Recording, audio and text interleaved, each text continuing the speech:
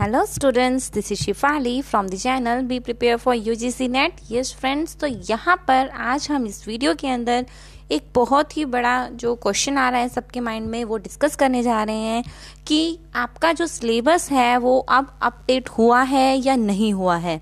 क्या आपको अभी तक कोई अपडेट मिला है या नहीं मिला है, कोई न्यू सिलेबस आया है या नहीं आया है। जून 2019 में आपका एनटीए नेट जो है वो दोबारा से होने वाला है, उसके लिए नया सिलेबस क्या है, अगर है तो वो कहाँ आपको मिल पाएगा, ये सब कुछ हम इस वीडियो के अंदर डिस्कस करेंगे स्टूडेंट्स।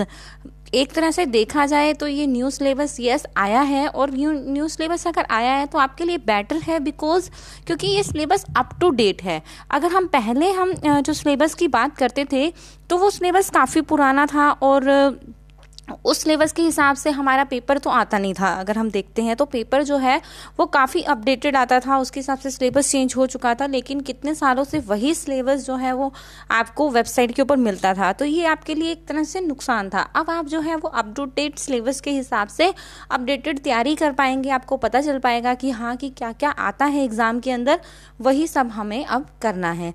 और देखते हैं कि ये न्यू सिलेबस क्या है। यस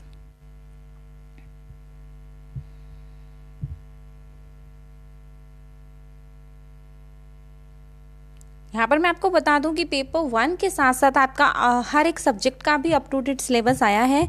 वो सिलेबस भी आप जरूर, मैं आपको एक वीडियो बना के दूंगी कि वो सिलेबस क्या है। यहाँ पर देखिए आपको पेपर 1 के अंदर अगर हम देखें तो वैसे ही आपकी जो है यूनिट्स दी गई हैं। First unit teaching aptitude, research aptitude, then comprehension, communication, mathematical reasoning जो है नाम कर दिया गया है एप्टीट्यूड, और उसके बाद logical reasoning, data interpretation, ICT, और देन आपका पीपल डेवलपमेंट एंड इन्वायरमेंट। ठीक है, पीपल एंड इन्वायरमेंट के अंदर पीपल डेवलपमेंट डाल दिया गया है। देखते हैं कि इसके अंदर कौन से नए टॉपिक्स आए हैं।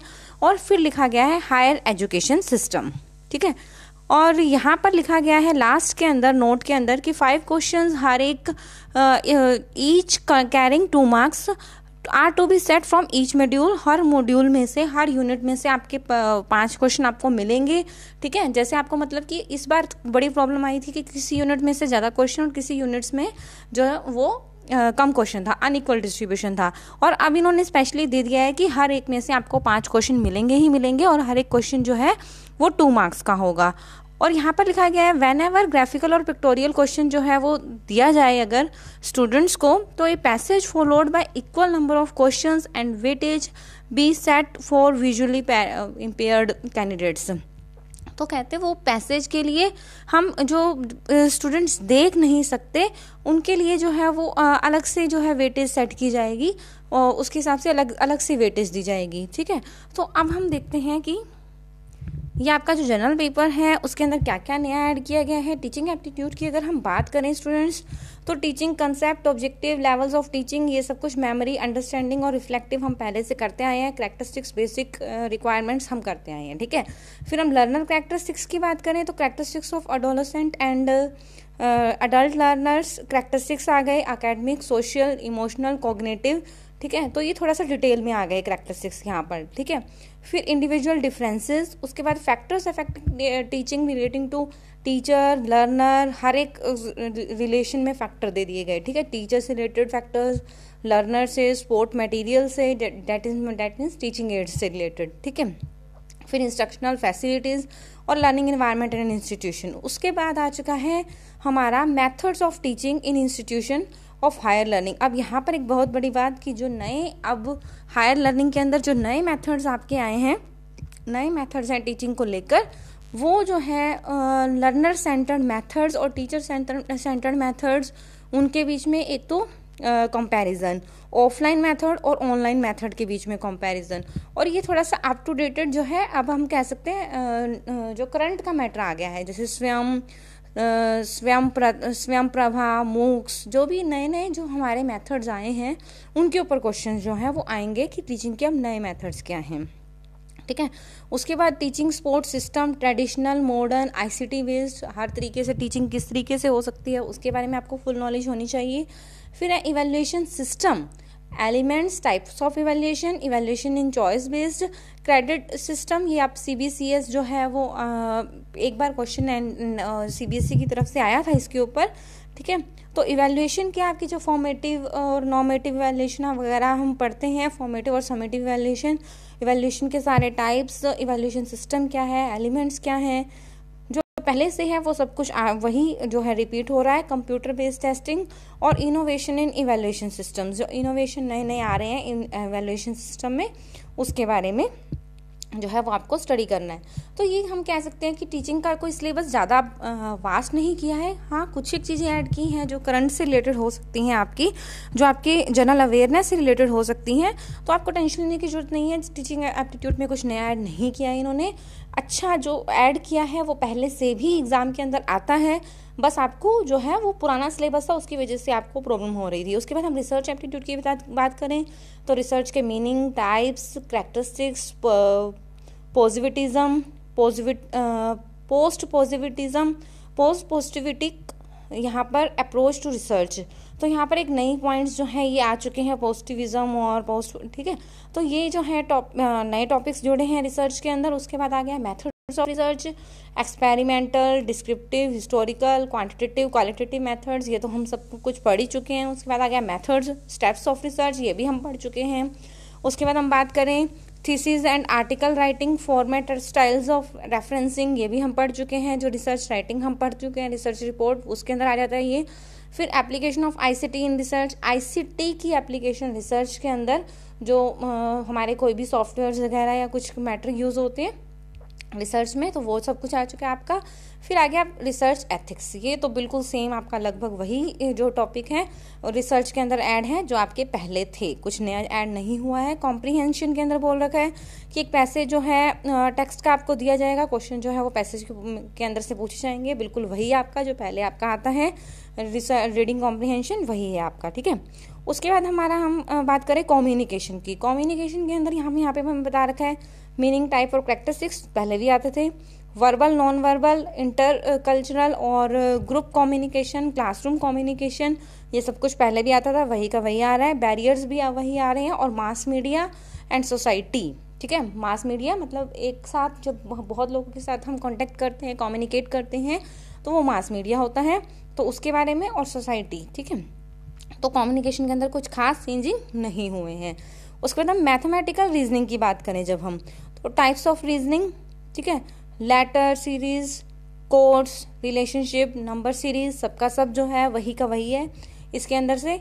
और मैथमेटिकल एप्टीट्यूड, जो मैंने कहा था कि मैथमेटिकल नया वर्ड जुड़ चुका है यहाँ पर, तो उसकी वजह से फ्रैक्शन, टाइम और डिस्टेंस के क्वेश्चन, रेशियो के क्वेश्चन, प्रोपोर्शन के question, percentage, profit and loss, interest and discounting और एवरेजेस एटसेट्रा जो है वो आपको टॉपिक दे दिया गया है, ठीक है। तो ये लगभग हम देखते हैं तो अगर कि ये जो मैथमेटिकल एप्टीट्यूड के अंदर क्वेश्चन डाल दिए इन्होंने, ये डीआई वाले डाल दिए हैं, ठीक है, डाटा इंटरप्रिटेशन के लिए जो आप स्टडी करते हैं। तो एक तरह से हम कह सकते हैं कि रीजनिंग में अब सिर्फ आपकी वो पजल रीजनिंग नहीं रही है, मैथमेटिकल क्वेश्चन इस बार भी ऐड तो कर ही दिए थे वैसे भी उन्होंने, बस ये था कि सिलेबस अप टू डेट नहीं था, ठीक है। अब सिलेबस भी अप टू डेट मिल गया है, तो आप इसी हिसाब से तैयारी कर सकते हैं कि आपको कितना पढ़ना है, ठीक है। उसके बाद आ जाता है लॉजिकल रीजनिंग की। अगर हम बात करें लॉजिकल रीजनिंग में, वही स्ट्रक्चर ऑफ आर्ग्यूमेंट पहले भी आता था, फिर आर्ग्यूमेंट के form, structure of categorical preposition, mood and figure, formal and informal facilities. उसके बाद आ गया है हमारा uses of language, connotation and denotation of terms and classical square of opposition. कुछ एक नया जुड़ा है, कुछ एक जो है वो पुराना है। फिर हम कह सकते हैं कि इवैल्यूएटिंग एंड डिस्टिंग्विशिंग हम पहले पढ़ चुके हैं, डिडक्टिव और इंडक्टिव रीजनिंग के बारे में वो क्वेश्चन आ चुका है। एनालॉजी हम पढ़ चुके हैं। वेन डायग्राम, सिंपल और multiple use for establishing validity, Venn diagram के बारे में हम स्टडी पहले कर चुके हैं। Indian logic means of knowledge, ये नया कोई टॉपिक जो है वो ऐड हुआ है।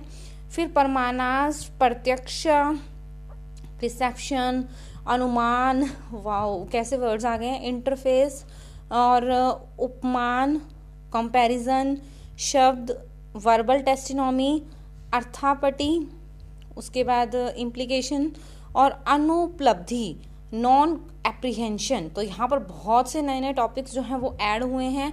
फिर structure and kind of interference, अनुमान के जो आपके जिसको हम इंटरफेरेंस कह देते हैं उसके हमें वो पूछे गए हैं।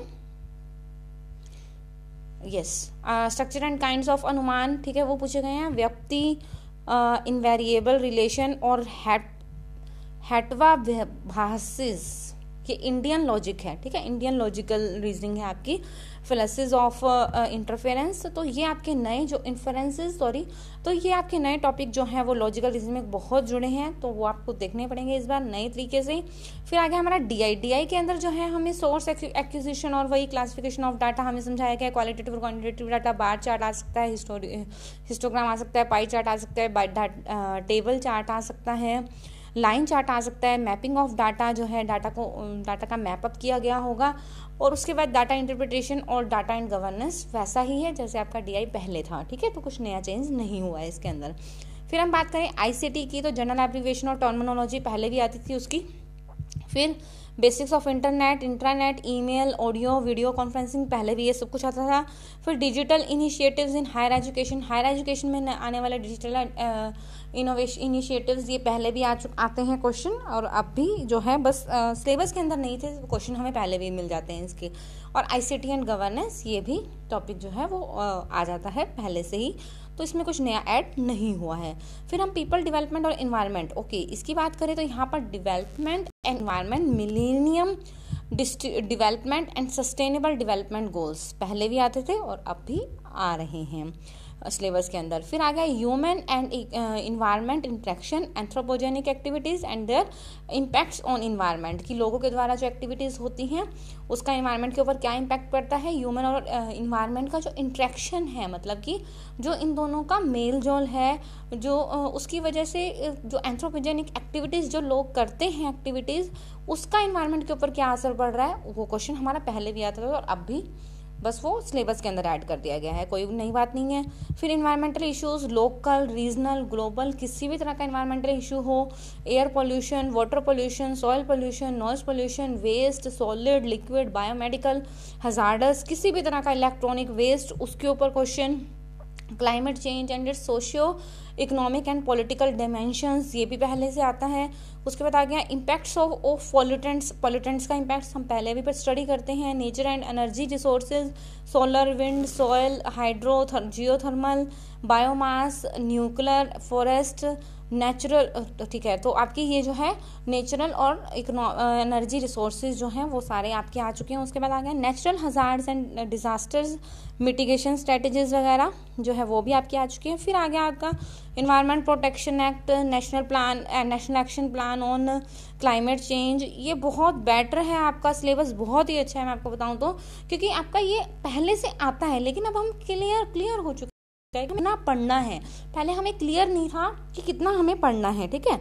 International agreements, efforts, Montreal protocol, उसके बाद Rio summit, convention on biodiversity, Kyoto protocol, Paris agreement, international solar alliance, तो ये सब कुछ आपका पहले भी क्वेश्चंस में आता है, क्वेश्चंस आते हैं, पेपर के अंदर आता है, वो आप मत सोचिए कि नया कुछ ऐड हुआ है, ये पहले भी आता है, बट आपको ये था कि आपको क्लियर नहीं था कि सिलेबस कितना आता है। अब हमें सिलेबस क्लियर हो जाएगा, एक एक टॉपिक क्लियर हो जाएगा, हम उसके हिसाब से स्टडी कर पाएंगे, ठीक है। अप टू डेट ही आप नोट्स वगैरह जो है बुक्स वगैरह लीजिए। अब आपके लिए जो पुरानी बुक्स थी वो काम की नहीं रही हैं बिल्कुल भी, ठीक है, ये मैं आपको बता देती हूँ यहाँ पर।